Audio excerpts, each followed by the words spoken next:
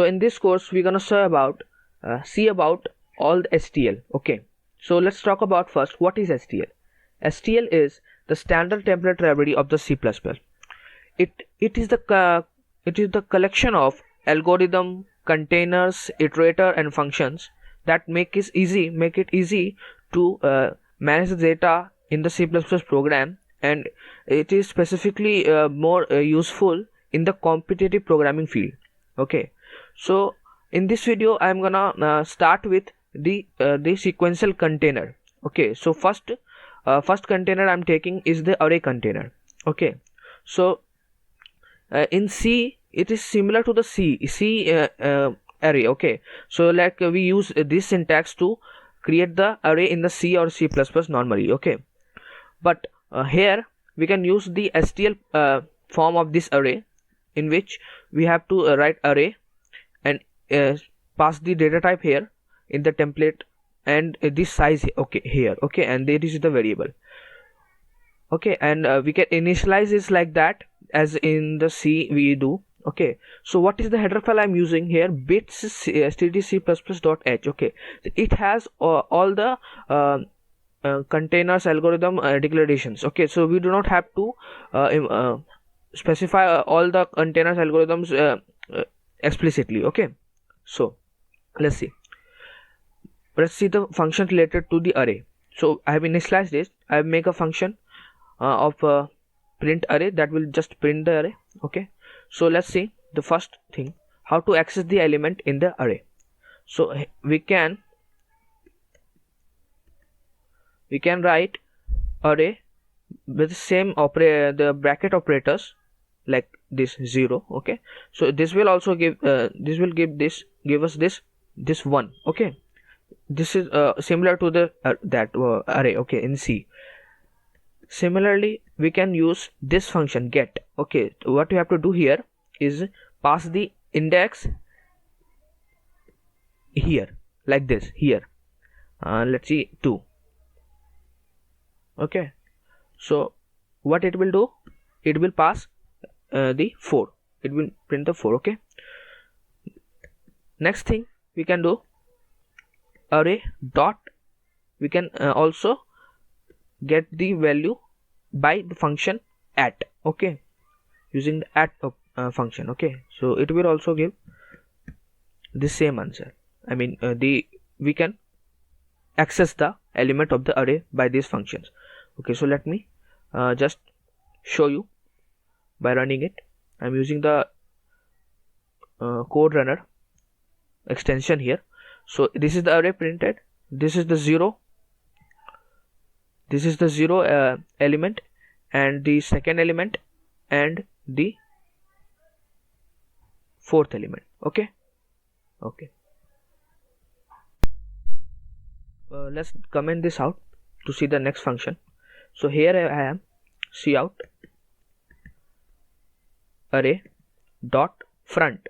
So as the name suggests, it will return the first element. Okay, cool. Okay, next one array dot back, same work, the last element. So we do not have to know the size of the array, so to access the front of the back of the element. Okay, let me just run it. Okay, the 1 and 7, as you can see here. I mean, yeah, it is printed here. Okay, next function, let's see. So comment this out. So as the name suggests, the size function, it will return the size of the array dot size.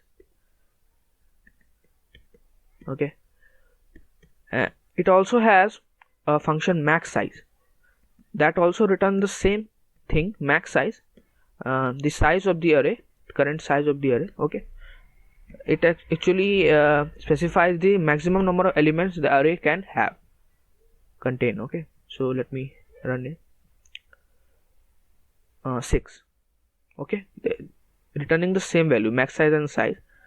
We can use both of them to access the size. Okay, next thing is swap.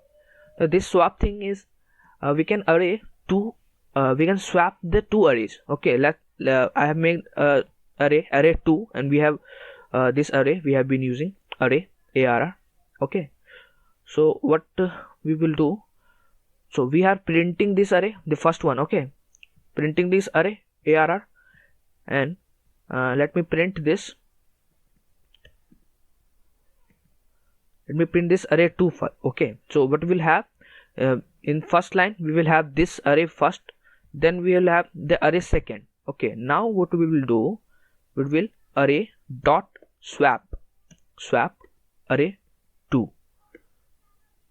After that we will print array first array again, that will print this one. Okay, and again, the second one, that will print the first one. Okay, so let's see how this works. You can see this is the first one, this is the second one. Okay, after swapping, this becomes the first one, as I have printed the first one here, but first one has swapped, and now first one is this one. Okay, so now second one is there. Okay, cool. Now last two functions is array empty. It will return the boolean value if array is empty or not. So as we have been using two arrays that are full, so if we print arr dot empty, it will return false, I mean 0, right? And we can also do one thing here, that this array 2, let's fill it with 0. Okay, array 2, all values in the array 2 will be 0. We can pass any value here, and by just one function we can fill the array with a single value that we want. Okay, so let's print this array 2 that we have filled, okay, with 0, and let's comment this out. Okay, let's run. So as you can see, this was the first array that is printing above, and this is the 0 coming from the empty, that is, it is not empty. Okay, if it would have been empty, then it would have print 1. Okay, and the second one, the last line is the array 2, printing array 2 after filling it with 0, so it is only printing zeros. Okay, so these are all the function of the container array. In next video we will see about the vector container of the STL. Okay, thank you very much. Like and subscribe.